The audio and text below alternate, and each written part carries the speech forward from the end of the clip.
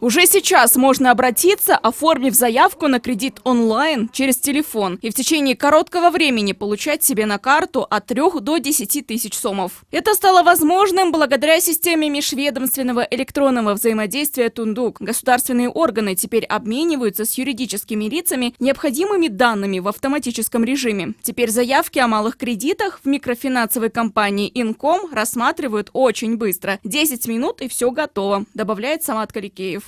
И как только она уже в полной мере заработает, я думаю, уже все коммерческие банки, микрокредитные компании уже активно подключатся к этой организации. И, соответственно, это позволит максимально сократить сроки рассмотрения кредита. То есть в данном случае уже нет необходимости клиенту самому собирать документы.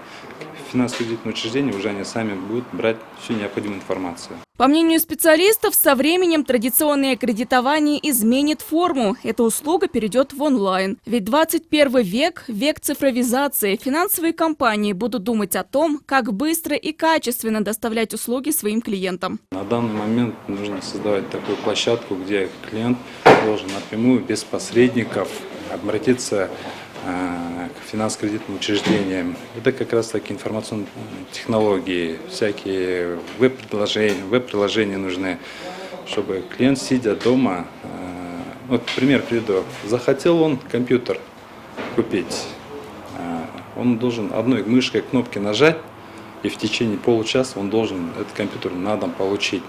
Вот мы стремимся именно к этому.